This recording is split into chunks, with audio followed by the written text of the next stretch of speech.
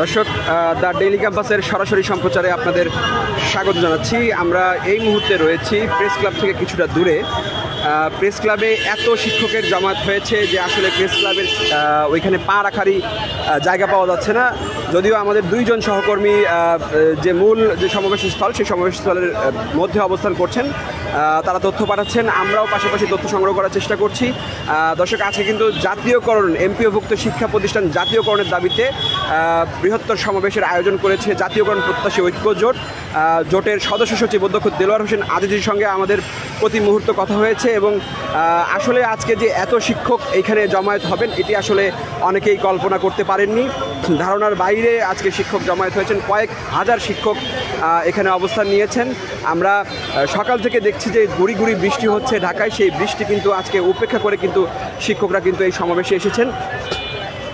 আমরা কিন্তু ধীরে ধীরে একটু সামনের দিকে প্রেস ক্লাবের দিকে অগ্রসর হওয়ার চেষ্টা করছি। দর্শক, আপনারা যদি দেখতে পারেন, এর যারা ক্যামেরার সামনে কিন্তু অবস্থান করছেন তারা কিন্তু সকলেই এই সমাবেশে কিন্তু এসেছেন।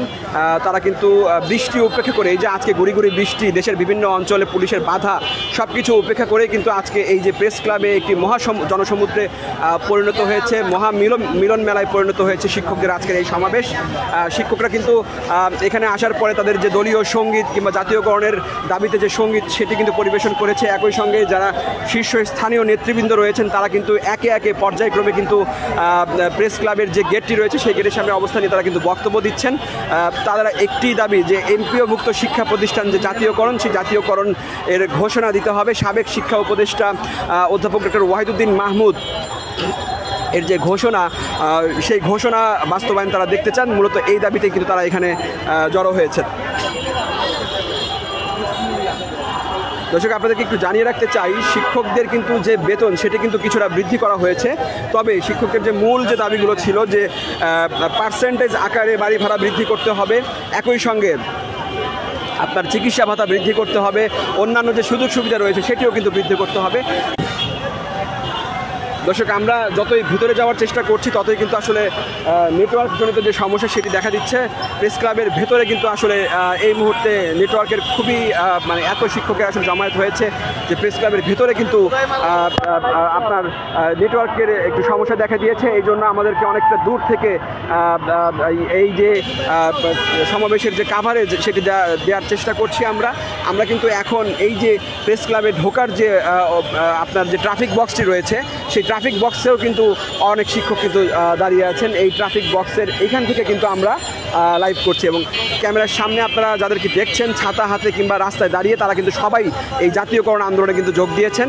তারা কিন্তু দীর্ঘদিন ধরে বঞ্চনার শিকার বলে তারা দাবি করেছেন। তারা যেটি বলছেন যে আসলে আমরা তো দীর্ঘদিন ধরে মাত্র 12,500 টাকা সহকারী শিক্ষকদের বেতন, জুনিয়র শিক্ষকদের বেতন মাত্র 9,500 টাকা। এই বেতনে আসলে একজন শিক্ষক কিভাবে বর্তমান বাজারে তারা সার্ভাইভ করতে পারেন কিংবা তারা কীভাবে তাদের জীবিকা নির্বাহ করতে পারেন, সেই প্রশ্নটি তারা সরকারের কাছে রেখেছিলেন। এবং সরকার, এই অন্তর্বর্তী সরকারের সাবেক শিক্ষা উপদেষ্টা ওয়াহিদুদ্দিন মাহমুদ কিন্তু শিক্ষকদের এই দুর্দশা বিবেচনায় নিয়ে তাদের যে বাড়ি ভাড়া কিংবা চিকিৎসা ভাতা কিংবা অন্যান্য যে ভাতা রয়েছে সেই ভাতা বৃদ্ধির কিন্তু আশ্বাস দিয়েছিলেন এবং এটিও বলেছিলেন যে পর্যায়ক্রমে শিক্ষকদের এই এমপিওভুক্ত যারা শিক্ষক রয়েছেন কিংবা এমপিওভুক্ত শিক্ষা প্রতিষ্ঠান যেগুলো রয়েছে সেগুলোকে পর্যায়ক্রমে জাতীয়করণের আওতায় নিয়ে আসা হবে। তবে সাবেক শিক্ষা উপদেষ্টা শিক্ষা মন্ত্রণালয় থেকে চলে যাওয়ার পরে বর্তমান যিনি শিক্ষা উপদেষ্টা আছেন তিনি আসলে এই বিষয়ে কোনো পদক্ষেপ না নেয় শিক্ষকদের মধ্যে ক্ষোভ এবং হতাশার সৃষ্টি হয়েছে। সেই ক্ষোভ এবং হতাশা থেকেই শিক্ষকরা মূলত আজকে এখানে জড়ো হয়েছেন।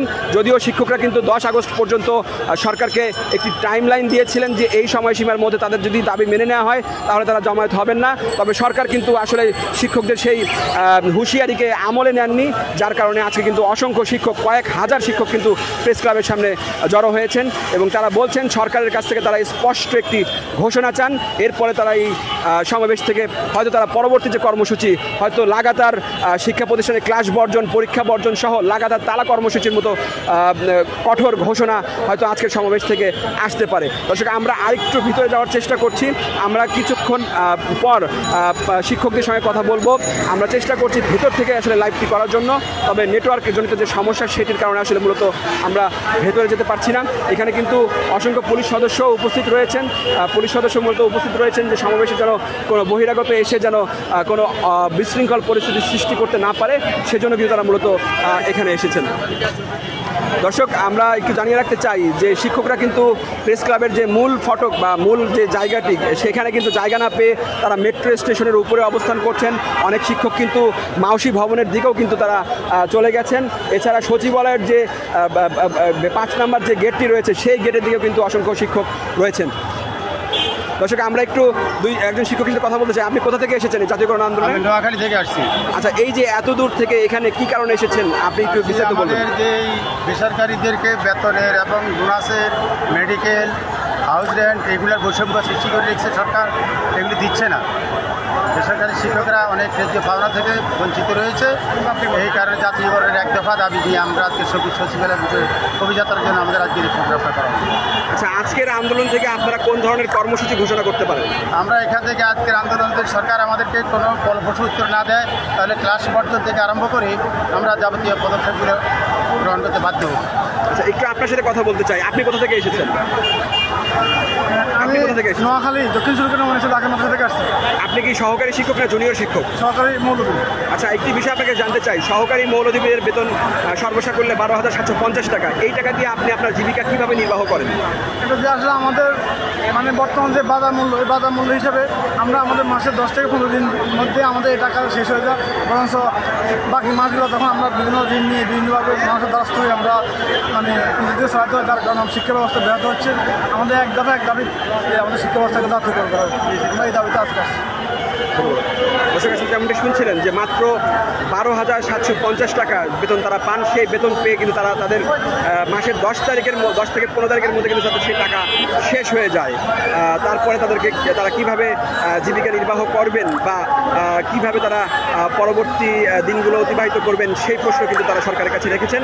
আমরা সরাসরি যুক্ত আছি জাতীয় প্রেস ক্লাব থেকে। প্রেস ক্লাবে অসংখ্য কয়েক হাজার শিক্ষক কিন্তু আজকে এখানে জমায়েত হয়েছেন। আমরা চেষ্টা করছি শিক্ষকদের যে দাবিগুলো বা শিক্ষকদের যে কথাগুলো সেটি সবার সামনে তুলে ধরার জন্য। দর্শক, আপনারা দ্য ডেইলি ক্যাম্পাসের সঙ্গে থাকবেন। আমরা কিছুক্ষণ পর আবারও প্রেস ক্লাব থেকে সরাসরি আপনাদের সঙ্গে যুক্ত হব।